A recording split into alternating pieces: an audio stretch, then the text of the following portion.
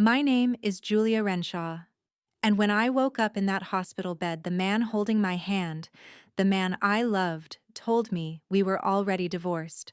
Trust me, you'll regret skipping this story. So before you sit back and listen, take a moment to like the video and subscribe to Grace's Truth. Now get in the mood to listen to this story because it might be the ultimate sweet revenge. The room smelled like antiseptic and rain. I heard it before. I felt it, that soft beeping of a heart monitor keeping tempo with a body I didn't yet remember was mine. Then the sharp fluorescent light carved across my eyelids, and just like that, I was awake. My first thought wasn't panic. It was, who is that man sitting beside me, holding my hand like it's his right? He looked older than the last image I remembered, a little more gray in the temples, the creases around his mouth deeper. But those were his eyes. Nathan's. Familiar, but unreadable. Hey, he whispered, voice barely steady. You're awake. I tried to say something, but my throat burned. So I nodded once, slow. He stood, kissed my hand, and then looked down. His grip lingered just a moment longer than comfort would require. I need to tell you something, he said. Before anyone else does. We're not together anymore. We got divorced 6 months ago. It didn't land, like he was speaking another language. I blinked, tried to remember. Divorced. No, that couldn't be right. The last clear memory I had was of us dancing at our niece's wedding, laughing, whispering about retiring early. We were tired but trying. Not perfect, but fighting for each other. I don't remember that, I rasped. He gave me a sad smile. That's okay. It's probably the concussion. You've been unconscious for 3 days. 3 days. Divorced? And yet, he was here watching me sleep. Why are you here then, I asked, voice hoarse. He shifted in his seat. Because you don't have anyone else listed as next of kin. I stared at the ceiling, the cracks in the tiles. Something about that didn't sit right. My sister would have come. So would Meredith from my firm. Hell, even my yoga instructor sent cards when my mother died. But no one. Just him. Did I push you away? I asked. Is that why we divorced? He hesitated just a beat too long. You'll remember when you're ready, he said, standing. I'll give you some space. And just like that, he was gone. A nurse came in later with soft hands and a too bright smile. Her name was Casey. She asked me what year it was, who the president was, whether I knew my name. I passed most of it, but the moment she asked if I remembered what happened that day, I froze. No, I said. Only that I was driving to a meeting. My brain fumbled, grasping.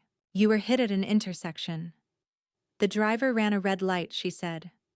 Your car spun into a pole. The airbags deployed. You had a fractured wrist and some cranial trauma, but no bleeding in the brain. You were lucky. Lucky. Right. Did my ex-husband tell you we were divorced? I asked. She blinked, caught off guard. Yes. He filed some paperwork for hospital billing. Did he visit before I woke up? Every day, she said. Sat right there, didn't move much. That didn't make sense. Why would a man who supposedly divorced me show up like a widower in mourning? Unless he had something to hide. On the second day, I asked for my things. They brought me a plastic bag with my phone shattered, my purse intact, and a single cardigan still stained with blood. No wedding ring, no wallet, no ID. Nathan must have taken them, or someone did. When I asked him later, he said they were in the glove box. Must have gotten lost in the tow. Something about the way he said it, too rehearsed, too smooth, made my stomach curl. On the third day, my sister finally called. I just found out.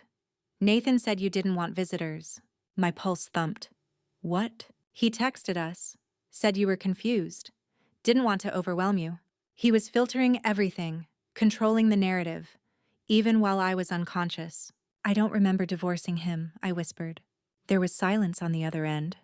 Then, you didn't tell me you were getting divorced either. When I was discharged, Nathan drove me home. Not to our house, the one we shared in Oakbridge for nearly a decade, but to a small apartment 2 neighborhoods away. He said it was where I'd moved after the divorce. I walked through it like it was a museum of someone else's life. Sparse, cold, One photo on the wall, me on a beach alone. No memories, no notes, no scent of lavender, the one thing I always used to spray on my pillows. I know this is a lot, he said, standing in the doorway. But this is your space now. Can you stay a minute? I asked, unsure why I said it. He hesitated. Then no, I shouldn't. It's better this way. He left without looking back. I stood in the living room, heart pounding. There was something he didn't want me to find. And if I had no past, then I would start with the present.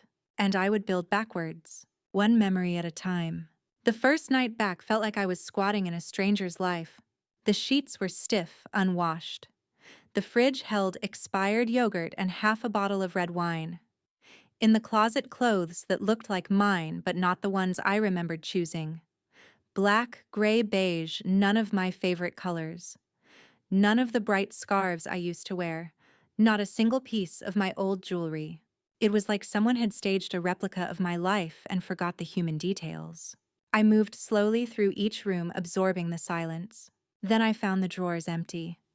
Every last one. No photos, no journals, no wedding album.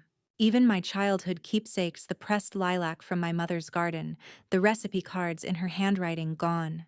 It was too clean. It didn't feel like a place someone moved into. It felt like a place someone was moved into. The next morning, I stood in front of the bathroom mirror and traced the scar above my right temple. The hairline hadn't fully grown back. I stared at myself, searching for pieces of the woman Nathan claimed I used to be. Divorced, bitter, distant, cold.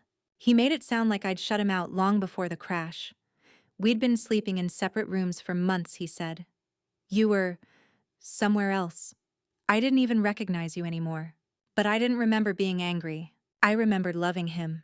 Not perfectly, but honestly, deeply. And if my memory of the breakup was gone, I had no way to fight his version of it. Unless someone helped me remember. I called my old assistant at the architecture firm. Lila. Julia, she said, surprised. Are you okay? I heard about the accident through Meredith. She said Nathan told her you didn't want work contacts involved. Another lie, another filter. Lila, when did I stop coming into the office? She hesitated. A few weeks before the accident, maybe. You said you were taking time off to deal with things. What things? She was quiet again. You didn't say. You just looked tired and honestly scared. Scared. I blinked. Did I say anything about Nathan? A pause. No. But you asked if I knew a good divorce lawyer. Something sharp passed through me. I sank into the couch. Do you remember which lawyer I contacted? Dawson, I think. On 5th and Maple. Why? Because I didn't. And if I'd reached out to a lawyer and still didn't file, it meant I'd changed my mind. Something had happened between the intention and the act. Something that stopped me. That afternoon, I asked Nathan to drop off some of my missing things. My wedding ring. My laptop. My sketchbook. He showed up empty-handed. I thought we agreed it was better to start clean, he said. I never agreed to that, I replied. And they're my belongings. He exhaled through his nose like a man barely holding in his annoyance. I'll look for them. But I could tell he wouldn't. There was something in his eyes, not guilt, not even regret. Control. He still believed he was in charge of my narrative. That night, I went through the small bookshelf in the living room. Most of it was impersonal paperbacks, a few design journals. But tucked between two oversized cookbooks, I found something wedged deep into the back of the shelf. A single Polaroid. Me on the floor, cross-legged, laughing. A cup of tea in my hand. Nathan behind me, kissing my temple. My sister on the couch, clapping at something. It was taken during our anniversary brunch. The 15th anniversary. Which was only 7 months ago. The way he described it, we'd been separated by then. But that photo, that real unscripted moment, said otherwise. I called my sister the next morning.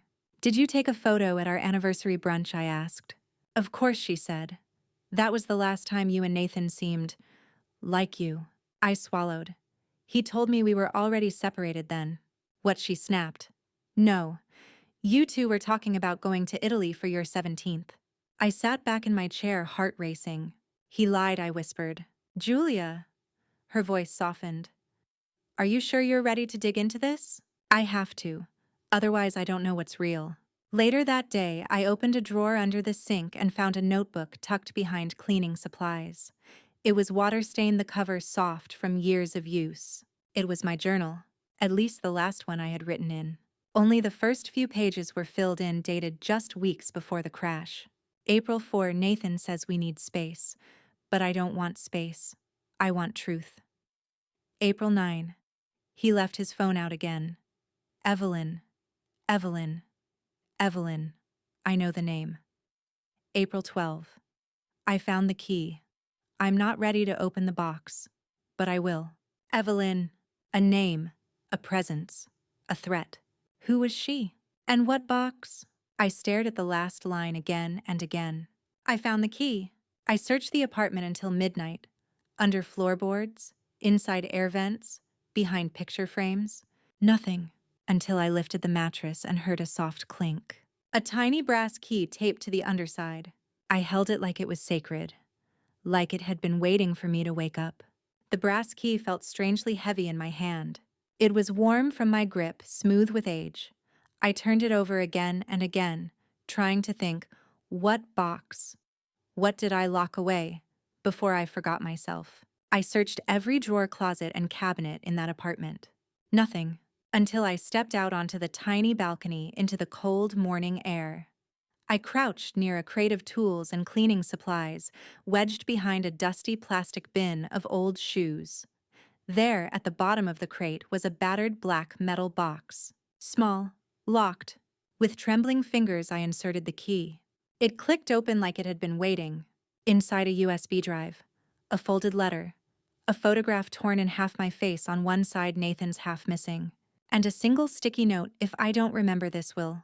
I went back inside and sat at the kitchen table. The letter was in my handwriting. Slanted, rushed, like I was afraid I wouldn't finish it in time. Julia, if you're reading this, it means the box stayed hidden. It means the worst has happened. Nathan is lying to you. He has been for months. I didn't leave him. I found something. And I think it's why everything started falling apart. You wanted proof. It's on the USB. But don't let him see it. Not yet. Don't trust anyone until you're sure. Not even yourself. Love you. My heart pounded so hard I felt it in my gums. I opened my laptop, not the one I used to use for work, but an old backup Nathan must have overlooked. The USB loaded instantly. Inside 3 folders. Evelyn, Nathan, audio. My hands shook. I started with Evelyn. Photos, screenshots, emails. Nathan with a woman I didn't recognize, dark-haired, striking, at least a decade younger. Holding hands in a cafe I'd never been to. The timestamps were clear. February, March, April. While I thought we were planning a trip to Florence, one screenshot was of a calendar invite titled, "Call Dr. Sweeney, Re-Inheritance Clause." That's when my pulse stilled. Dr. Sweeney was our estate lawyer, and the inheritance clause had been Nathan's idea, something he pushed for when we updated our wills after I turned 40. It stated that in the event of either of our deaths, the survivor would inherit everything, unless the couple had been divorced for more than 90 days. I remembered hesitating. What's the point of that clause? He'd laughed. So you don't get to kill me for the money after I file. It wasn't funny then. It's horrifying now. Next folder, Nathan. Bank statements. Flight receipts for weekends I thought he was on business. Hotel bookings in Evelyn's name. One message from her that stopped me cold. You said she wouldn't remember anything, that the crash would make it easier. But now she's waking up. What do we do if she asks questions? I slammed the laptop shut. My body turned ice cold. So it wasn't just an affair. It wasn't just betrayal. It was intentional. I opened the last folder, audio. Only one file. I hesitated, then hit play. Nathan's voice, muffled, like it had been recorded through a wall. Don't care what she thinks. She won't remember. That's the point. Woman's voice. Evelyn's low and urgent. But what if she does? What if she remembers everything? Nathan. Then I'll handle it. I always do. I sat in silence for what felt like hours. My breath came in short, shallow gasps. I wanted to cry, but I couldn't even feel the tears. just a numb kind of clarity. This wasn't just a man trying to spin a breakup. This was a man trying to erase me. The box wasn't just a backup plan. It was evidence. And I had hidden it from him. The next day, Nathan showed up unannounced. He looked freshly showered, clean-shaven, calm, smiling like none of this was unraveling around him. "Thought I'd check in," he said. "How's the head?" I studied him. Calculated, charming, dangerous. I found a photo, I said carefully, from our anniversary brunch. His smile faltered just a hair. "You kept that. You told me we were already separated by then." He shrugged. "Memory's tricky. Maybe I got the timeline wrong." I smiled back. "Maybe." He poured himself a glass of water without asking. Sat down like he still belonged. "You should try not to overthink this," he said. "You need rest. Healing. The past? It'll only hurt you." I nodded slowly. But in my mind, I was memorizing everything: the way he held the glass, the way his left thumb trembled when he lied. I asked one more question. "Who's Evelyn?" His hand froze mid-sip. He covered quickly. "Evelyn." A name came up, I said. "In a dream. Sounded familiar." He smiled again too fast. "Just someone I used to know. Long ago. Nothing important." He stayed for 10 more minutes, made some casual excuse about a work call, and left. I didn't lock the door behind him. I waited. 2 hours later, I heard a key in the lock. He thought I was asleep. I watched from the hallway as he entered and made a beeline for the bookshelf. Then the drawers. Then under the sink. His search grew more desperate, more erratic. He pulled books from the shelf, yanked towels out of cabinets. When I finally flicked on the light, he froze like a child caught stealing. "You're not very good at pretending," I said. He straightened slowly. "I thought I left something." I nodded toward the door. "You should go." His jaw flexed. "We can talk about this." "We already did. You just didn't know I was listening." He left without another word. But now I knew what he was after. Which meant one thing. I had something he was terrified of losing, and I wasn't about to let go of it. The morning after Nathan's desperate search, I sat at the kitchen table with the USB drive plugged into my laptop. My hands still trembled from last night's confrontation, but I forced myself to listen to every word, every hidden detail, every dark secret Nathan thought he'd buried. That's when the first email popped up from an address I didn't recognize. "Subject urgent about the accident." I hesitated, then clicked. The message was brief, but the implications shattered me. "Julia, I'm sorry you had to find out this way. Nathan isn't who you think he is." The accident. It wasn't an accident. You need to be careful.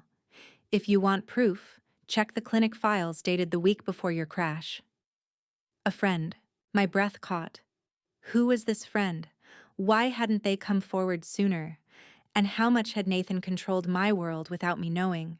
I searched the USB again and found a folder labeled Clinic Docs. Inside were scanned pages from the memory clinic I'd been visiting sporadically before the accident. One report stood out. Patient requested MRI to assess cognitive impairment on April 15th, not performed due to administrative error. Notes: patient expressed concern about husband's behavior and suspected foul play. I reread the lines. My eyes burned. I remembered that day now, sitting in the clinic, heart pounding, begging for answers for protection. But the scan never happened. Because someone had stopped it. Someone I once trusted. I knew I had to confront Nathan again. But this time, I needed backup. I reached out to the woman from the emails, the mysterious friend, and arranged a meeting. Her name was Claire, and when we met, she handed me a file thicker than any I'd ever seen. "Nathan's not just cheating," Claire said, voice low. "He's been manipulating you, covering tracks, even tampering with medical records." I swallowed hard. "He tried to erase you." For the first time, I saw the full scope of the man I married, and the woman I was fighting to become. The morning sun sliced through the thin curtains of the apartment like a warning. I sat at the chipped kitchen table, the brass key and USB drive heavy in my palm, a strange weight pressing down on my chest. The silence around me was suffocating, the kind that stretches your skin tight and leaves your thoughts echoing inside your skull like footsteps in an empty hallway. I'd faced Nathan the night before, caught him searching, lying, trying to reclaim control. But that encounter was nothing compared to the storm brewing in my mind now. The files, the photos, the audio on that USB drive had opened a door I could no longer close. I plugged the USB into the laptop and let the folder icons bloom on the screen. Evelyn Nathan Audio Clinic Docs. Each one a silent witness, a shard of a truth too sharp to ignore. My fingers trembled, but I clicked on the emails first. The folder named Evelyn contained pictures Nathan with a woman I didn't recognize, Evelyn as the files called her. The woman's eyes were dark, fierce, defiant in a way I couldn't reconcile with the man I thought I knew. He smiled beside her in some photos, but the smile didn't reach his eyes. There were screenshots of secret messages, calendar invites about inheritance clauses and estate meetings, plans whispered in digital ink, plans that I was never meant to see. I sank back into my chair, the air thick around me. Then I found the folder named Audio. I hesitated. There was only one file inside, an audio recording, raw and unfiltered. With a shaky breath, I hit play. Nathan's voice came through, low and cold, distant yet unmistakable. She won't remember. That's the point. A woman's voice, sharp and urgent, probably Evelyn's, cut in. But what if she does? What if she remembers everything? Nathan's voice hardened. Then I'll handle it. I always do. The blood drained from my face. The man I'd loved, the man who held my hand and whispered promises, was a stranger speaking of control, of erasing me. I swallowed hard. The pieces started to fit together like a puzzle with jagged edges. I was never meant to wake up. If I did, Nathan's plan was to silence the truth or me. Later that morning, I received an email from an anonymous sender. The subject line read simply, "Urgent about the accident." My hands shook as I opened it. Julia, I'm sorry you had to find out this way. Nathan isn't who you think he is. The accident. It wasn't an accident. You need to be careful. If you want proof, check the clinic files dated the week before your crash. A friend. My heart skipped a beat. Someone else knew. Someone else had been watching. I dug into the USB again and found a folder marked Clinic Docs. Among the medical scans and clinic notes was a report that stopped me cold. Patient requested MRI to assess cognitive impairment on April 15th, not performed due to administrative error. Notes: patient expressed concern about husband's behavior and suspected foul play. My throat tightened. I remembered sitting in the sterile clinic clutching a referral form, begging to be taken seriously. I had asked for answers, for something to explain the growing dread, the fractures in my life I couldn't yet name. But the scan never happened, because someone stopped it. Someone I trusted. I felt the walls closing in. How deep did this deception run? How long had Nathan been weaving this web? I knew I had to confront him again, but this time I couldn't do it alone. I emailed the mysterious friend who had reached out. Her name was Claire, a woman with steady eyes and a sharper tongue. She agreed to meet at a quiet cafe on the edge of town. When I arrived, Claire was already there, a folder thicker than my laptop sitting between us. She slid it across the table. "Nathan's not just cheating," she said quietly, eyes scanning the street. "He's been manipulating you, covering his tracks, even tampering with your medical records." I held my breath. "He tried to erase you." Tears threatened, but I blinked them away. Claire told me stories of strange phone calls, secret meetings, suspicious delays at the clinic. Every detail pointed to one terrifying truth. Nathan's betrayal wasn't just personal, it was calculated. "He's dangerous," she said. "You're lucky to be alive." Back in the apartment, I couldn't stop thinking about those words. Dangerous. I realized that the woman in the photos, Evelyn, wasn't just an affair. She was a symbol of everything Nathan tried to hide from me. A life I was supposed to forget, erased from my memory like the months before the accident. I started looking for signs.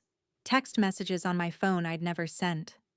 Withdrawals from our joint account I hadn't authorized. Calls logged at times when Nathan said he was traveling for work. Each revelation cut deeper. That night, I sat in the dark, clutching the torn photo from the box, half of my face, the other half missing. The fractured image was a mirror of my life. Broken, incomplete. yet somehow still holding the shape of who I was and who I could become. In the following days, Nathan's distance grew colder, more deliberate. He watched me measuring, waiting for me to break. But I was no longer the woman who woke confused in that hospital bed. I was awakening, and with every memory recovered, every secret uncovered, I was gathering strength. Julia's story was no longer a tale of loss. It was a reckoning. The night had folded into a restless dawn by the time I finally sat down with Nathan's phone in my hands. It felt like holding a live wire buzzing with secrets and lies, every vibration a reminder that my world was no longer my own. The small apartment was still and quiet, just the distant hum of traffic and the occasional drip from the leaky kitchen faucet. Nathan had gone to the bathroom, leaving his phone carelessly on the counter, the screen still unlocked. I knew this was wrong. Invading his privacy felt like walking on shards of glass. But the truth had become a desperate hunger, and I needed to feed it. My fingers hovered above the screen, then swiped through the messages. The first thread was labeled simply, Evelyn. The name alone made my heart contract. I tapped into the conversation. Late-night texts flooded the screen, flirty emojis, plans to meet in secret places, promises whispered in digital ink. There were photos, too, Nathan and Evelyn in a sunlit cafe, hands touching over coffee cups. Another of them laughing in the rain. One terrifyingly close of them kissing behind a hedge. But what made my blood run cold was a message sent just days before my accident. She's asking questions. What if she remembers everything? What if she refuses to forget Nathan? We have a plan. It will be fine. Just wait. I stared at the words. They weren't casual. They weren't hopeful. They were a calculated promise, a threat dressed as reassurance. I dropped the phone onto the table, my hands shaking. I was supposed to have been confused, forgetful, out of it. But Nathan's words told a darker story. One where the accident wasn't an accident at all. Where my waking was a problem to be solved. Over the next morning, I struggled to hold the pieces together. The fragmented memories, the emails, the texts, the lies, they swirled inside me like a tempest. I needed help. Someone who wasn't bound by emotion or blind loyalty. I reached out to Claire, the woman who had contacted me through that anonymous email. Her calm voice was a balm to my frayed nerves. I want to trust you, I said when we met at a small cafe. But I don't even know who to trust anymore. She smiled gently. Start with me. Claire handed me a thick file bulging with photos, receipts, and reports. Nathan's been careful, but not careful enough. He's been covering his tracks, deleting texts, hiding documents, pressuring doctors to alter your records. This isn't just a marriage breaking. It's a deliberate erasure. I flipped through the pages, every detail more damning than the last. Why, I asked, voice barely above a whisper. Control, Claire said. Power. And greed. I closed the file. He tried to erase you, she repeated. Back home, I was restless. The apartment felt like a cage, every shadow a reminder of what I'd lost, what Nathan had stolen. I couldn't sit still. I opened the torn photograph again, my smiling face sliced in half by the ragged edge of betrayal. I pressed the pieces together on the table, trying to make whole what had been shattered. Then a thought: the missing journals. The hard drives Nathan claimed to have removed. What if they held more clues? I decided to search for them myself. Late that evening, I went back to the old house. Our house, the one Nathan said I'd moved out of after the divorce. It had been boarded up, a shadow of what it once was. The windows dusty, the garden overgrown with weeds. I climbed through the back gate, my heart pounding as if I was trespassing in my own life.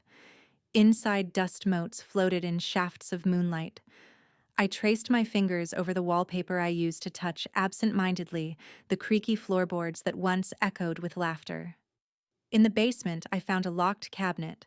The brass key in my pocket fit perfectly. Inside, a stack of journals, notebooks filled with my handwriting, a laptop with a cracked screen, and a hard drive labeled Truth.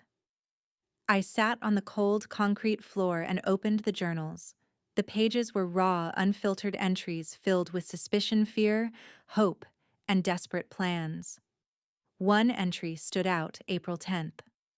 I think Nathan is hiding something. I caught him deleting files from my work computer.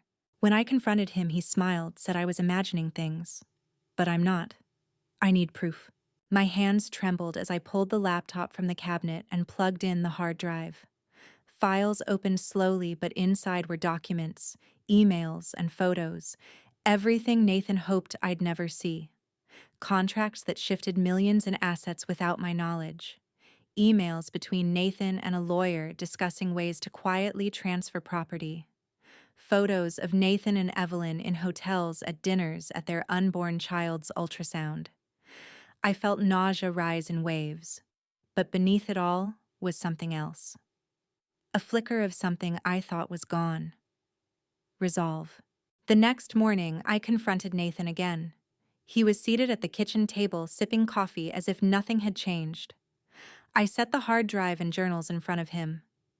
I found everything I said, voice steady despite the storm inside. His eyes, narrowed lips tightening into a thin line. "You don't know what you're doing, Julia." "Oh, but I do," I said.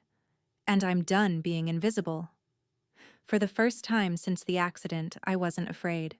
Nathan stood abruptly, knocking his chair back. "Stay out of my way," he warned. "This isn't over." But I met his glare. "This is just the beginning." As I watched him leave, I felt the weight on my shoulders lighten just a little. Because now I was no longer the woman who woke confused and betrayed. I was the woman who remembered. The woman who would fight. The city felt colder that morning, as if the weight of everything I'd uncovered had seeped into the very air I breathed. The streets were busy, but I felt alone, a solitary figure moving through the noise with a secret too heavy to share. I'd made a decision. I couldn't wait for answers to come to me anymore. I had to find them. The first step was obvious, or so I thought. I needed to return to the places Nathan had erased from my life, starting with the gallery where we'd spent so many afternoons. It was a small, light-filled space nestled between a cafe and a bookstore, the kind of place where art whispered stories from canvas to soul. But today, it felt ominous. As I approached, a black sedan idled at the curb. My heart jolted. A woman sat inside watching me with an intensity that stole my breath.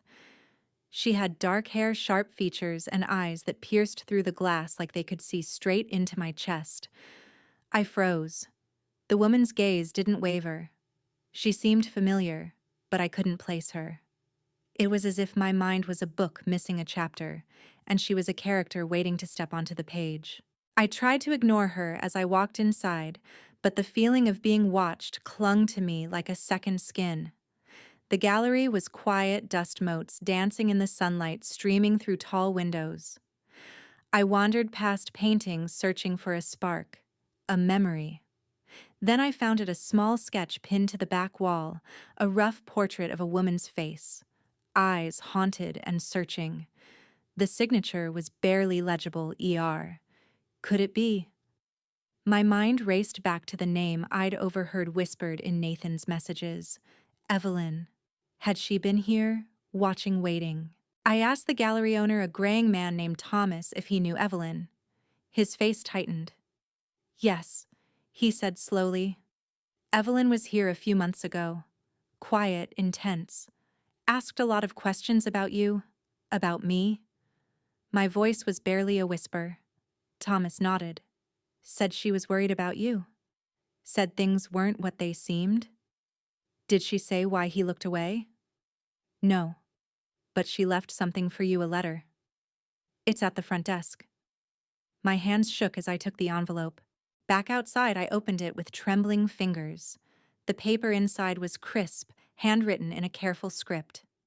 "Julia, I don't know if you remember me, but I've been trying to reach you for months. Nathan isn't the man you think he is. He's dangerous, and he's lying about everything, including your accident. I'm pregnant with his child, but I'm not here to hurt you. I want you to know the truth because it's the only way we can protect ourselves. Be careful who you trust. Evelyn. The letter fell from my hands. A flood of questions and fears swirled in my chest. That night, I lay awake, the letter burning a hole in my mind. Who was this Evelyn really? Why had Nathan hidden her from me? And why, after everything, did I feel the first flicker of empathy for the woman carrying his child? I realized then that my life was no longer a simple story of betrayal. It was a tangled web of love, lies, survival, and the desperate hope for redemption. The next day, I started piecing together Evelyn's story. I visited the clinic records again, searching for anything that connected her to Nathan, and I found it. A faint note in the margins of a report: patient Evelyn positive pregnancy test. Estimated conception date March 10th. The date matched the timeline of Nathan's secret meetings and the emails I'd found. I felt sick not just for me, but for the woman whose existence had been erased like a ghost. That evening, I looked in the mirror and barely recognized the woman staring back. Not just because of the scar, the exhaustion, or the haunted look in my eyes, but because I was no longer a victim. I was a seeker. And seekers don't back down. As the weeks passed, I met Claire more often. She became my anchor, helping me navigate the treacherous waters of lies and half-truths Nathan had created. Together, we planned how to protect myself and Evelyn, because I knew deep down that Nathan would try to control this story until his last breath. I started gathering evidence, building a case not just for my own survival, but for the future of the unborn child, and for the truth we both deserved. One afternoon, I received an unexpected text. "We need to talk. It's about Evelyn. Meet me at the cafe." My heart raced. The sender was Nathan. I hesitated, but something inside told me I needed to face him. And this time, I would come prepared. At the cafe, Nathan waited, calm and collected. His eyes flicked to my hand where the USB drive was tucked inside my purse. "You're digging too deep," he said, voice low. "I'm done being blind," I replied. "And I know everything." He smiled, but it didn't reach his eyes. "We both have secrets, Julia." "Not anymore." I pulled out the USB. "This is the truth." Nathan's jaw tightened. "You think this will break me?" "No," I said. "It will free me." Walking away from the cafe, I felt the first real sense of control in months. The road ahead was uncertain, but for the first time I believed I could fight, not just to reclaim my past, but to build a future where I wasn't defined by the lies of others. And in that belief, I found a kind of peace. The air was thick with silence when I returned to the apartment that night. The weight of what I had learned, the secret messages, the hidden letters, Nathan's lies, pressed down on me like a physical force. I felt exposed like a raw nerve, every breath a reminder of the fight ahead. But it wasn't just the secrets that haunted me. It was the missing pieces. The holes in my life Nathan had tried to erase. I needed to find them. I pulled out my old phone, battered, cracked, but still alive, and started digging through its memory. The app's messages and photos were a chaotic mess, like the fragments of a shattered mirror reflecting my broken past. That's when I found it. A folder named Archives. Inside were deleted voicemails and emails I hadn't seen since before the accident. Some were angry, some apologetic, but all were from Nathan. One voicemail made my blood run cold. His voice was harsh, clipped. "You're not going to ruin this for me. I'm doing what's best. You'll forget. You have to." I played it again, then another. "If she wakes up, we'll handle it. No one needs to know the truth." The words were like daggers cutting through the fog of confusion and fear I'd been drowning in. I realized then that Nathan's plan had been twofold: silence me with the accident and keep me isolated afterward. But why? What was he so desperate to hide? I started cross-referencing dates from the deleted messages with the emails on the USB drive. Patterns emerged: late-night calls, secret meetings, payments to unknown accounts. There was also a series of cryptic emails between Nathan and someone named M. One message read, "The patient is unstable. Make sure she doesn't access her files. The clinic knows nothing." M. Who was this shadow in Nathan's web? Determined to find out, I revisited the memory clinic. The sterile hallways were cold, but I wasn't the scared woman who'd begged for help weeks ago. I was a storm quiet and gathering force. I requested my full medical records, specifically the days before and after the accident. The receptionist frowned but handed them over with a warning. Some parts are redacted. Legal reasons. I found the redactions blacked out passages that hinted at something deeper. Notes mentioning delusions requested psychiatric hold and family interference. My name was there alongside the words, obstruction and non-compliance. It was as if someone had tried to paint me as unstable to justify whatever they'd done. I took the files to Claire. She scanned them, then looked up with a grim expression. This is classic gaslighting. Someone tried to discredit you in the medical records, maybe to protect themselves. Who? She hesitated. I think M might be a doctor or administrator involved in the cover-up. We need to find out who. Weeks passed in a blur of research phone calls and whispered meetings. Nathan grew colder, more distant, but I no longer felt powerless. I reached out to friends I'd lost touch with, slowly piecing together the fragments of my life that Nathan tried to erase. One friend, Lisa, told me a story that broke my heart. You seemed different the last time I saw you, like you were scared but couldn't say why. Nathan was always around watching. You stopped returning calls. Lisa's words confirmed my worst fears. Nathan wasn't just lying to me, he was isolating me. Then came a breakthrough. A former nurse at the clinic contacted me anonymously. She told me about a secret meeting the day before the accident where Nathan pressured staff to alter my diagnosis. We were told to classify Julia as high risk and arrange for an involuntary hold. It was to keep her quiet. Did the hold happen? No, someone intervened last minute, but not before orders were changed in the records. The nurse's words made my blood run cold. Nathan had tried to control not just my body, but my mind and my story. That night, I sat by the window watching the city lights flicker. The woman in the reflection wasn't the one who woke in the hospital confused and betrayed. She was someone new. Someone who had been erased, but was fighting to rewrite her own story. The path ahead was dangerous, but I wasn't going back. I was moving forward. The freezer door creaked as I opened it, releasing a puff of cold air that wrapped around me like a warning. I was searching for something, anything that could anchor me amid the swirling chaos of my fractured memories and Nathan's carefully woven lies. I didn't know what I was looking for, only that it had to be there, hidden beneath the layers of everyday life he tried to control. As I moved bags of frozen vegetables and half-empty cartons aside, my fingers brushed against something unexpected, a plain white envelope wedged awkwardly behind a carton of frozen peas.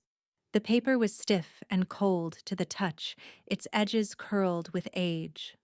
My name was scrawled across the front in shaky handwriting, unmistakably mine. I held the envelope in my hands, the weight of it heavier than anything else in that cramped kitchen. Slowly, I unfolded the letter inside. The ink was smudged slightly from moisture, but the words were clear, desperate, raw. Julia, if you're reading this, it means the accident took more from you than you realize. The fog in your mind isn't permanent, but the truth might be if you don't act. Nathan is not the man you believe he is. He's hiding things that could destroy you and maybe even worse. You don't have to trust me, but trust yourself. Look deeper than the surface and don't stop looking until you find the answers. The key and the box will guide you. You are stronger than you know. Love you. The letter was signed simply, You. It was a message from my past self, a voice reaching forward through the haze of amnesia and deception, urging me to fight for the truth I was too confused to hold on to. I clutched the letter to my chest and closed my eyes, tears threatening to spill, but held back by the fire rising inside me. This letter was proof. Proof that I wasn't losing my mind, that I wasn't imagining things, that the shadows around Nathan were real, and that I had already started to see them before I lost everything. I spent the next hour pacing, replaying the words in my mind like a mantra. The key and the box. Those were the pieces I needed to find. The key I had found months ago in the mattress. The box? Where was it? I rifled through drawers, closets, and cabinets, but the box was nowhere to be found. Then, a sudden thought, the storage unit Nathan had mentioned in passing, a place I'd dismissed as our old things. Maybe the box was there, locked away, waiting for me. The next morning, I summoned every ounce of courage and made my way to the storage facility. The cold wind bit into my face as I stepped past rows of metal doors, each holding its own silent history. My fingers trembled as I inserted the brass key into the lock of Unit 42, the number Nathan had casually mentioned once, never expecting me to look. The lock clicked open like a secret door. Inside was a small, dusty room filled with forgotten memories, boxes stacked haphazardly, old furniture covered in sheets, and in the corner a sturdy black box with a brass clasp. I lifted the box with reverence, my heart hammering as I opened it. Inside lay a treasure trove of evidence notebooks filled with my handwriting, voice recorders, letters, photographs. Every piece a shard of the story Nathan wanted buried. I pulled out a battered tape recorder and found several cassette tapes labeled in my own handwriting. The first tape's label read simply, "For Julia." Back in the apartment, I sat cross-legged on the floor and slid the first cassette into the recorder. The click of the tape felt like the opening of a door long sealed. A voice, trembling but fierce, filled the room. "Julia, if you're hearing this, know that you are not crazy. You are fighting a war no one should ever have to fight alone. These tapes hold the truth that Nathan tried to erase. They hold your memories, your proof. Listen carefully. Protect yourself." The voice was unmistakably mine, younger, vulnerable, and determined. With each tape, fragments of my past came alive, conversations with friends warning me, whispered fears about Nathan's secrets, confessions I'd hidden from even myself. The next day, I contacted Claire and arranged to meet at our usual cafe. Her steady presence was the anchor I needed. I found the letter, I said, sliding it across the table. And the tapes. Claire nodded, her eyes dark with understanding. "This is the evidence we need to stop him. But be careful, Nathan won't give up without a fight." I swallowed hard. "I'm ready." That night, I lay awake listening to the tapes, the voice of my past self guiding me through the darkness. The fear, the pain, the betrayal, it all poured out in raw waves. But beneath it all was a spark of hope, because now I had my own voice again. But Nathan was watching. Late that night, the power flickered, plunging the apartment into darkness. My heart raced. I heard footsteps in the hall, deliberate, slow. A shadow appeared at the door. I didn't run. I stood my ground. Because this time, I wasn't alone. The lawyer's office was a cold, quiet place that smelled faintly of leather and old paper. It felt like stepping into a different world, one where decisions were made in hushed tones and secrets were buried beneath layers of bureaucracy. I hadn't been back here since before the accident, before everything shattered. The receptionist gave me a wary glance when I said I was there to see Dawson, the divorce attorney Nathan had mentioned in passing. After a brief wait, the lawyer himself appeared, older now, with sharp eyes behind gold-rimmed glasses.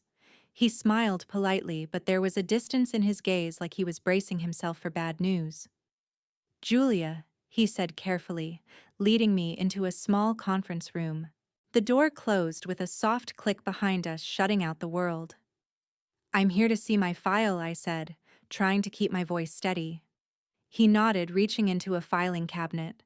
He pulled out a thick folder, edges worn, and placed it on the table. I hesitated before opening it. Pages filled with legal jargon, signatures, and dates spilled out. I flipped through quickly, searching for the document that would prove what Nathan had told me, that we were divorced. But it wasn't there. No final divorce decree, no signed settlement agreement, no official paperwork filing our separation. I looked up, eyes wide. There's nothing here. No divorce. Dawson sighed, folding his hands. Because you never signed the papers? The words hit me like a physical blow. So we're still married? Legally, yes. My mind reeled. Nathan had told me we were divorced months ago, that the papers were signed, filed, and finalized. Yet here was the truth staring me in the face. How is this possible? I whispered. He told me you were out of the country, Dawson explained. He said you wanted a clean break and asked me to handle the paperwork. But since you never signed anything, it never went through. The silence that followed felt endless. I felt like I was drowning in a sea of lies, each one pulling me further under. I thought of Nathan's cold eyes, the apartment that wasn't mine, the missing memories, the erased parts of my life. He hadn't just betrayed me, he'd tried to erase me. Still stunned, I asked Dawson if there were drafts or any attempts to submit the paperwork. There were drafts, he said, tapping the folder, but none ever made it to court. The documents were left incomplete, unsigned. I had no authority to file without your approval. Did anyone try to contact me? I asked. Only you. Several letters were sent to your address, but they came back marked, "Return to sender." Nathan must have intercepted them. I shivered. I left the lawyer's office feeling more vulnerable than ever. Nathan's web of deception was far more complex and deliberate than I'd imagined. If I wasn't legally divorced, what else had he fabricated? What lies had he spun to the world and to me? Back at the apartment, I sat at the kitchen table with the folder and my tapes spread out before me like a battlefield. One tape in particular sent a chill down my spine, a recorded conversation between Nathan and an unknown woman. Their voices were low, urgent. Nathan: "She's unstable. If she wakes up and starts asking questions, it could ruin everything." Woman: "What can we do? She's holding pieces of the truth we can't afford to lose." Nathan: "We'll isolate her. Make her look crazy. Cut her off. No one will believe her." I pressed pause and closed my eyes. The man I once trusted was planning to destroy me piece by piece. He wanted to control not just my body, but my mind and my reality. The next morning, I reached out to Claire. "We need to move fast," I said, voice trembling but resolute. "Nathan's deception runs deeper than we thought. This isn't just about infidelity, it's manipulation and psychological abuse." Claire listened carefully and promised to help me gather evidence. She told me we needed a solid case to expose everything, the lies, the fake divorce, the attempts to discredit me. I began to feel a flicker of hope. Maybe finally I could reclaim my life. That evening, I sat by the window, the city lights twinkling below like distant stars. I was no longer the confused woman waking in a hospital bed, betrayed and broken. I was a woman fighting back. And this time, I was prepared. The knock on my door was soft, but insistent. My heart jumped. Every unexpected sound felt like an alarm now, a reminder that the walls around me were thinner than I wanted to believe. I opened the door to find a woman standing there, dark-haired, sharp-eyed, carrying a small bag. She looked nothing like the Evelyn in the photos Nathan had hidden, more guarded, tired, but with something fierce burning behind her gaze. "I'm Evelyn," she said simply. For a moment, I was too stunned to speak. "You don't have to open the door," she continued, sensing my hesitation. "I know how this must look. But I'm not here to hurt you." I swallowed hard, still unsure. She stepped inside slowly, as if entering a fragile space. "I'm pregnant," she said quietly.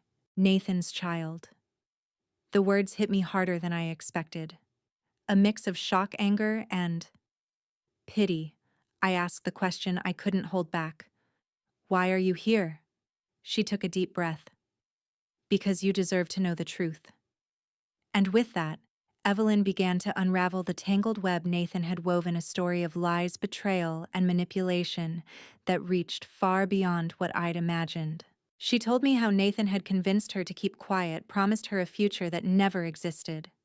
How she had seen the cracks in his facade, the way he controlled, lied, and discarded those who threatened his plans. I tried to walk away, she said, but he wouldn't let me. The accident. It wasn't an accident. Her voice broke. He pushed too hard.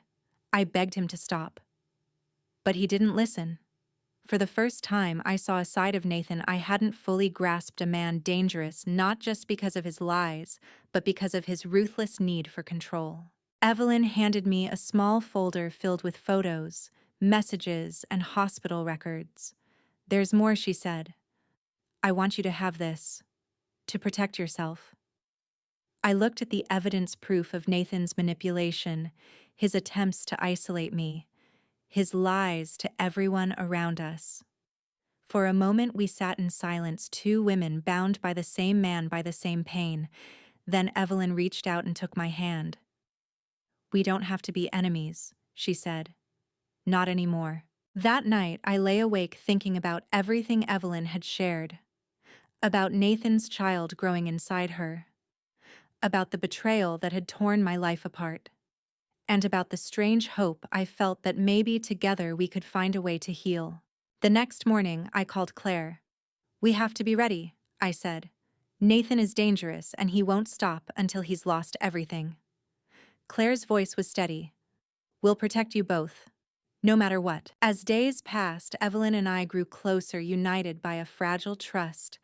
We shared stories, fears, and plans, becoming allies in a battle we never asked for.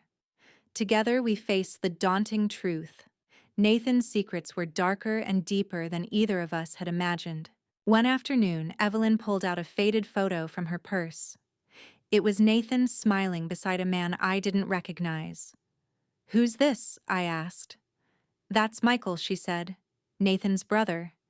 He's the one who helped cover things up." Another layer of betrayal.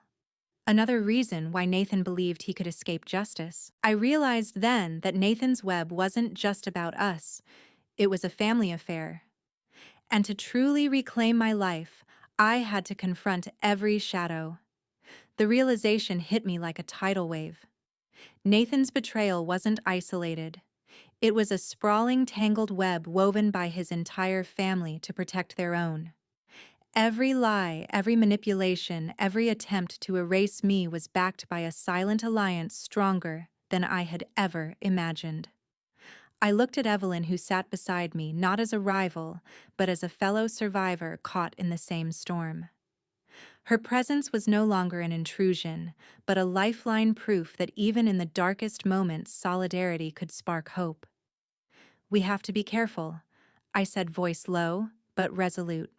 "If Michael and the rest of them are involved, we're up against more than just one man." Evelyn nodded. "I've heard whispers, threats, warnings. They want this buried. They'll do anything to keep control." For the first time, fear wasn't the only thing gripping me. There was determination burning brighter than the scars Nathan had left. We weren't just fighting for ourselves anymore. We were fighting for truth. The weeks that followed were a blur of whispered conversations, careful planning, and guarded trust. Evelyn and I mapped out what we knew, where the holes were, and who might still be allies. We found strength in each other's stories, in shared pain, transformed into purpose. Claire became our strategist, guiding us through the maze of legal and emotional minefields. She helped us gather evidence, connect with professionals who could testify, and build a case that would expose the full scope of Nathan's deceit. But Nathan was no fool. His grip tightened as he sensed the walls closing in. Messages came, veiled threats and warnings, reminders that he was still watching, still controlling. Yet each challenge only steeled my resolve. No longer a victim, I was a woman reclaiming her life piece by piece, shadow by shadow. Together, Evelyn and I stood on the brink of justice, ready to confront the darkness and finally bring the truth to light. The moment Evelyn uttered those words, Nathan planned the accident time seemed to stop. The room closed in around me, the air thickening like fog, suffocating. My heart thudded violently, each beat hammering the truth that had been whispered in shadow now roared in the light. This was no random crash. This was cold, deliberate, and meant to end me. Evelyn slid a worn folder across the table, the edges frayed from handling the contents, a puzzle piece of our broken lives. Grainy security footage from the day of the crash stared back at me, there frozen in the grainy black and white. Still was a car waiting at the intersection, not mine, not even close. It was foreign, ominous, a predator lurking in wait. Nathan's brother, Michael Evelyn, said, voice low and steady. They worked together to orchestrate everything. The accident was no accident. They wanted you gone. My breath caught in my throat. The magnitude of the betrayal swallowed me whole. For months I'd been haunted by missing pieces of memory, the coldness of Nathan's gaze, the way my world had fractured. But this was a new kind of darkness. It wasn't fate. It was a plan, an attempt on my life. I clutched the folder, feeling the weight of every photo, every message, every damning piece of evidence. The texts between Nathan and Michael detailed the timing, the coordination, the perfect moment to ensure my destruction.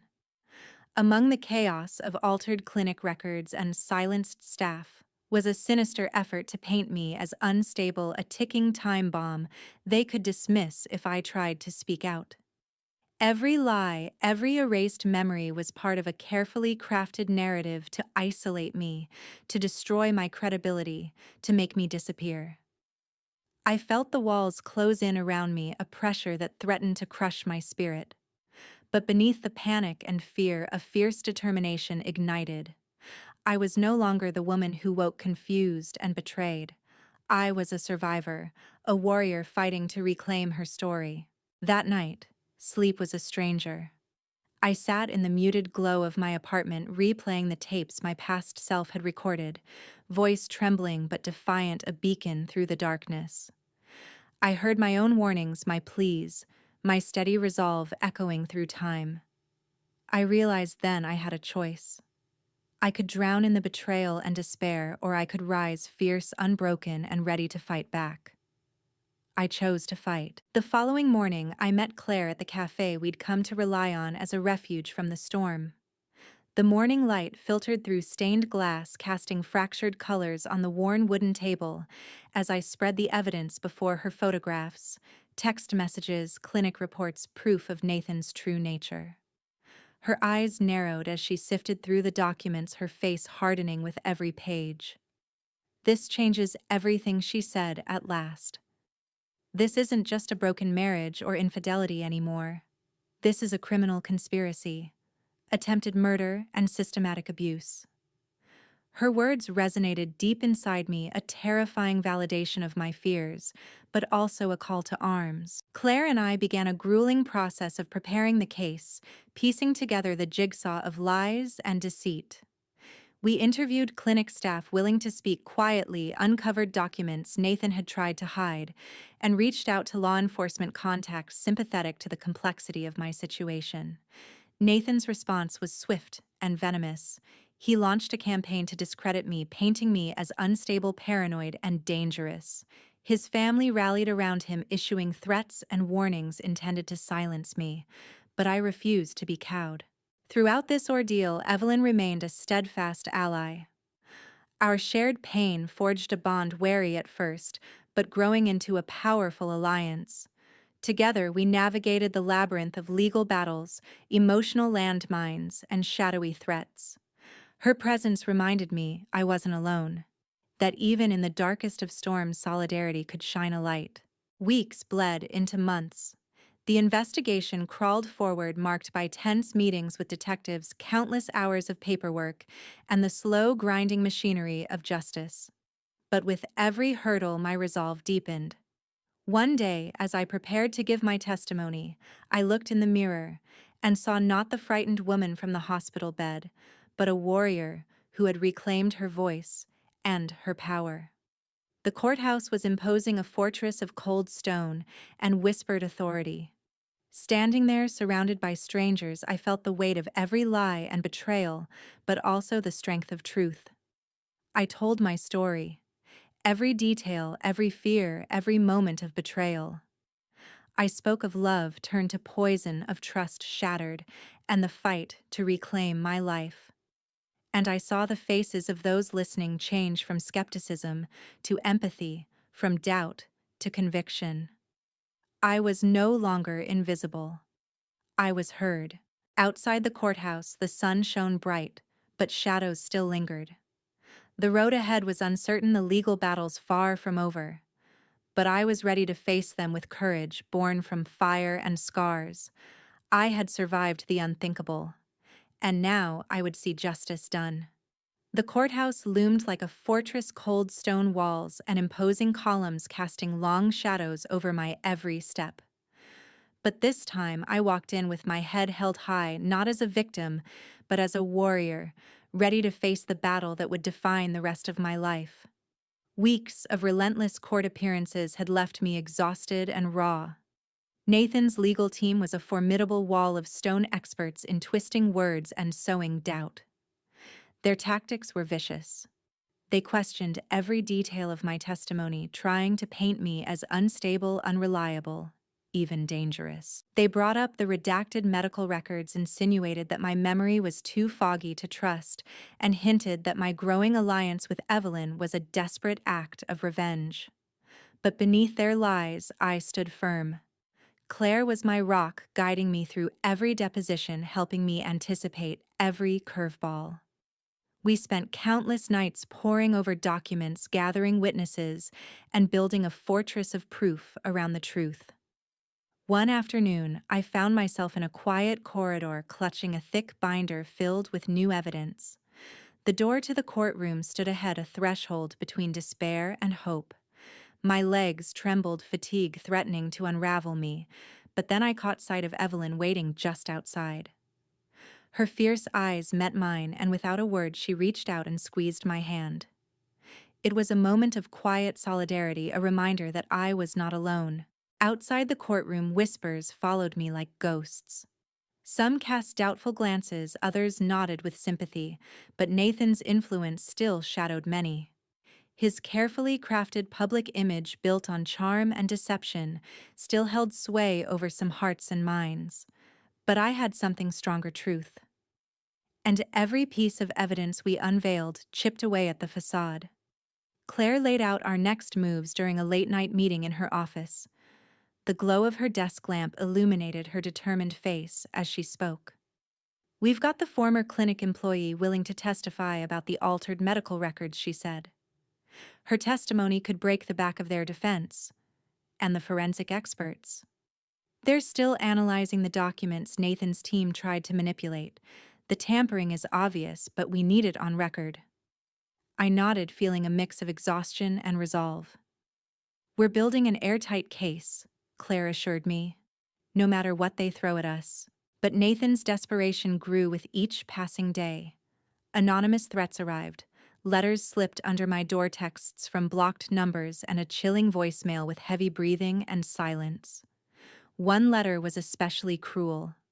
"Stop digging, Julia, or you'll regret it. Forever." Fear tried to claw its way in, but I locked it away. Instead, I channeled it into determination. I refused to be broken. With Evelyn and Claire at my side, I felt strength in numbers. Together, we weathered the storm. The day the former clinic employee took the stand was pivotal. She recounted how Michael, Nathan's brother, had pressured staff to alter my medical records, painting me as unstable to justify the narrative Nathan needed. Her voice trembled as she described the manipulation, but her courage shone through. When she testified about witnessing Nathan's family's attempts to control and silence others, a hush fell over the courtroom. Nathan's attorneys struggled to discredit her, but her words echoed beyond the walls, piercing the veil of deceit. Each court session peeled back more layers of lies. Nathan's facade cracked, revealing a man clinging to power and control, desperate to keep his secrets buried. His once confident smirks faded into guarded scowls. His denials grew weaker as our evidence mounted. And I, once silenced by confusion and fear, found my voice ringing clear and true. Outside the courthouse, after one particularly grueling day, I stood beneath a sky fading into twilight. Reporters buzzed around me, cameras flashing, microphones thrust forward. The woman they saw was no longer the broken, lost wife. She was a fighter, a survivor. Inside, the legal battle raged on, but I felt a profound peace settle in my chest. I had reclaimed my story. The verdict was still weeks away, but I no longer feared the outcome. I had already won. By speaking my truth. By standing firm in the face of betrayal. By refusing to be erased. As the city lights flickered on, painting the night with hope, I knew the fight was far from over. But with every step forward, I was rebuilding not just my life, but my soul. The days following the court sessions passed in a haze of exhaustion and fragile hope.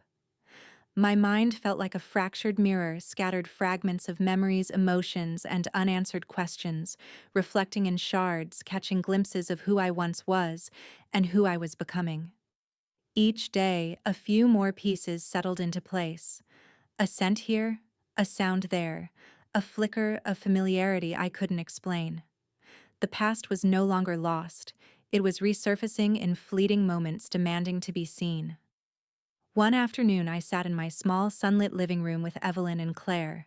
The air was thick with unspoken understanding as I described these flashes, how the lavender soap scent transported me back to a childhood memory of my mother's garden, how my fingers automatically traced the same subtle patterns on the table edge my mother used to draw when deep in thought.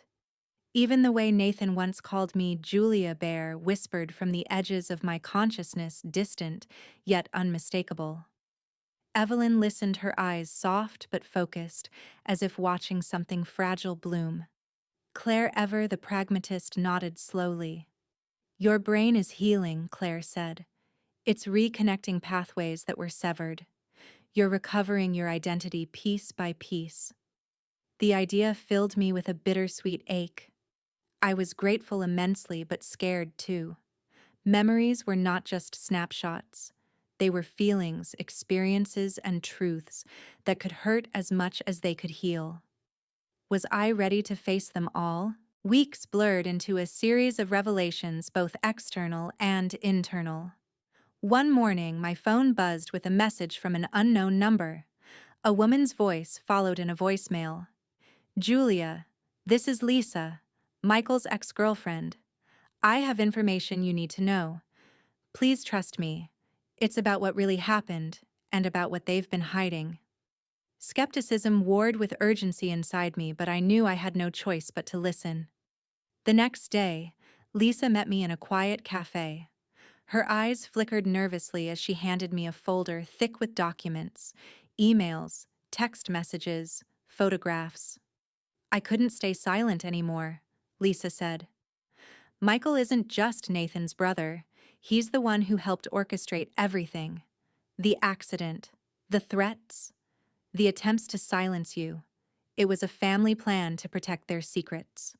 Her voice cracked with emotion, but her words pulled back the veil further, revealing a network of lies and manipulation far beyond what I had imagined. Armed with this new evidence, my resolve hardened. I could no longer retreat into the safety of fragmented memories or rely solely on the courts. I needed to reclaim every piece of my life, my past, my relationships, and the woman I was before Nathan's betrayal. I reached out to old friends and colleagues, people who had known me before the accident, before the darkness seeped into my world. Some responded with warmth and open arms, their eyes filled with disbelief and concern, as I explained the fractured memories and the battle I faced. Others were cautious, hesitant to believe, fearful of the storm that seemed to follow me. Lisa was one of the few who saw beyond the fear and confusion. She shared stories I had long forgotten, the signs of Nathan's controlling nature months before the accident, the paranoia that had isolated me from those who loved me, the whispered warnings I'd ignored. Hearing those words was like stepping into the sun after years underground. The reality was painful, but it was real. I was not alone. I had allies, and I had to be strong for them and for myself. As memories came rushing back, they stirred a tempest of emotions. Grief for what was lost, anger at the betrayal, fear of what lay ahead, but also an unwavering determination. I knew now that reclaiming my past meant more than remembering. It meant rebuilding who I was piece by piece, choice by choice. Then came the call that changed everything. Nathan's lawyer requesting a meeting. The message was simple but loaded with implications, a chance to negotiate a final confrontation that could alter the course of our long nightmare. I agreed, knowing this was my moment to face the man who had tried to erase me, to confront the architect of my pain with the full force of truth. The conference room was stark and cold, its gray walls echoing with silent judgment.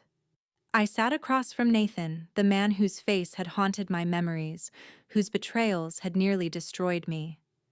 His eyes were cold, unreadable, a mask I had seen too often. "You think you've won?" he said quietly, voice laced with disdain.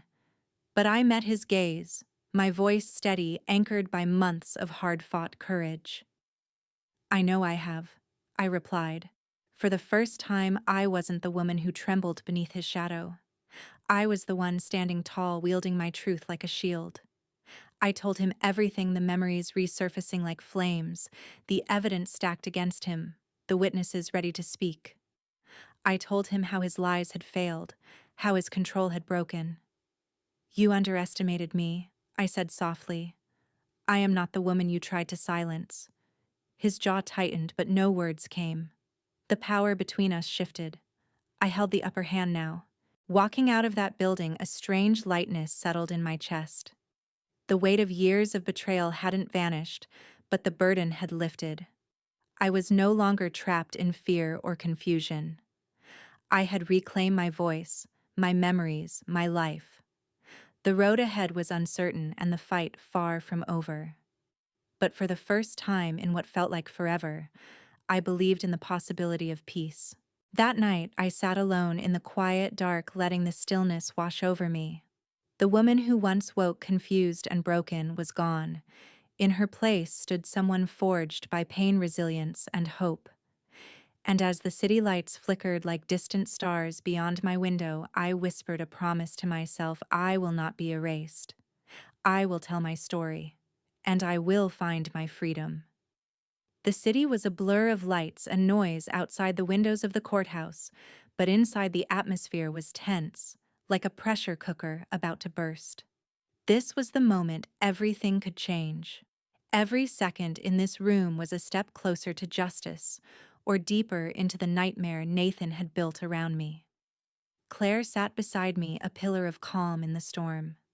Her presence was a steady reminder that I wasn't alone, that every piece of evidence we'd gathered, every witness who'd found courage, was part of a movement to reclaim my life. The courtroom filled slowly, the hum of whispered conversations filling the air. Nathan entered last, his expression unreadable, but his eyes sharp. The man who once seemed invincible now carried a weight, one I recognized as the fear of exposure. The judge called the court to order. Today was the day witnesses would take the stand, people who had seen the cracks in Nathan's facade, who had heard the whispered threats, and who could testify to the truth I'd fought so hard to bring forward. The first to testify was a nurse from the clinic, her hands trembling slightly as she took the oath. She told the court about the pressure she and other staff had felt, how Michael, Nathan's brother, had coerced medical personnel to alter my records and silence anyone who questioned the official narrative. Her voice was steady but filled with quiet defiance. I witnessed Mr. Michael's direct involvement in instructing staff to change patient notes to ensure Julia's mental health concerns were exaggerated to discredit her. A murmur rippled through the courtroom. Nathan's lawyers leapt to challenge her testimony, but the nurse remained resolute, her words piercing through the fog of deception. Next came a former employee from Nathan's company, someone who had seen firsthand the manipulative tactics used to isolate me from friends and family.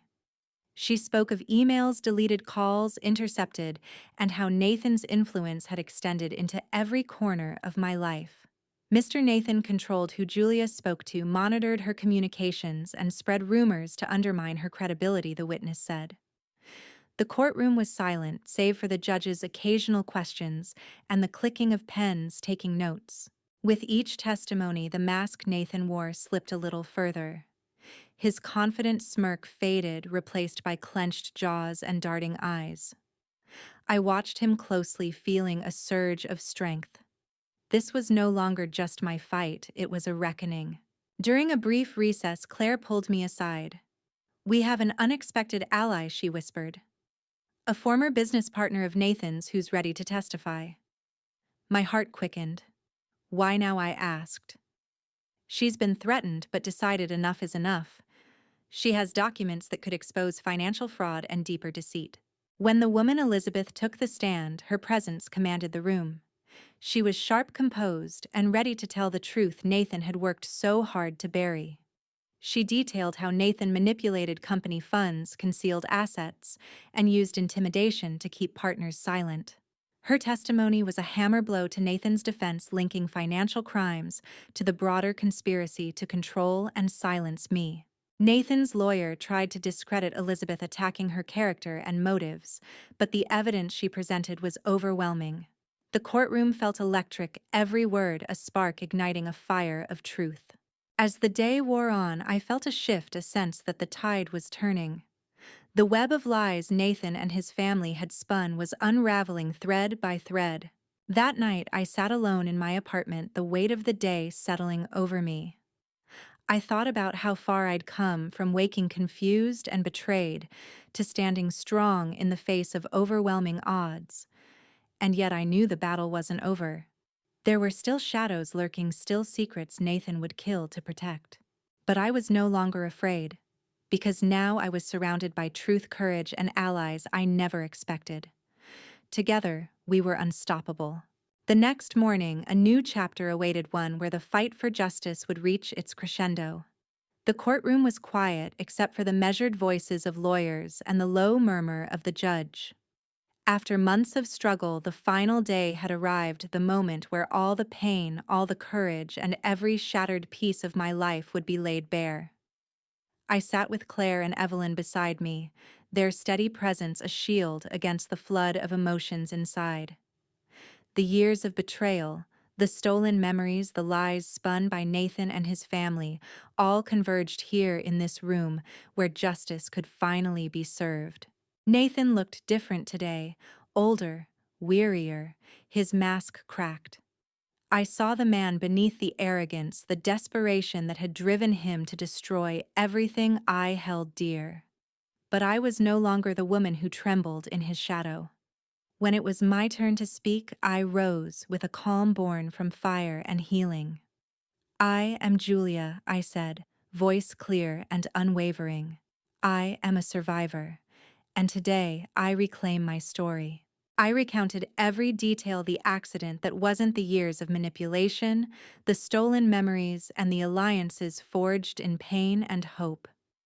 I spoke not just of betrayal, but of resilience, of the strength found in truth. With every word, I felt my past and future merge, the fractured woman I was and the empowered woman I had become.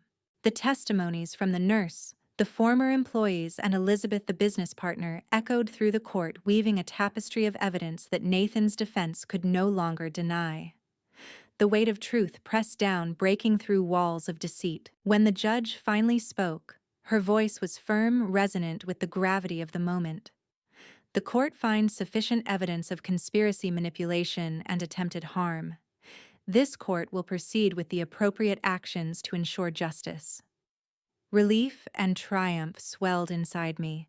It wasn't just a legal victory, it was a reclaiming of my life, my voice, my dignity. Outside the courthouse, the world felt different, brighter, full of possibility. Evelyn and I stood together, no longer enemies but survivors, bound by shared pain and hope. Claire's smile was radiant, a beacon of the battles won and those yet to come. In the weeks that followed, healing continued, slow, imperfect, but unstoppable. Memories deepened, relationships mended, and new beginnings took root. I found joy in small moments, a morning walk bathed in sunlight, laughter shared with friends, the quiet peace of a night without fear. The journey had been brutal, but it had taught me this. Truth is a force that cannot be silenced. Resilience is born in the darkest places, and even broken hearts can find their way back to whole. As I look to the future, I carry the scars and the strength, reminders of a battle fought and won, a life reclaimed. And I know, no matter what comes next, I will face it with courage, honesty, and hope. Thank you for listening to my story. If you've ever faced betrayal or loss, remember your truth matters, your voice matters, and you are never alone. Please like, subscribe, and share your story in the comments. Together, we find strength.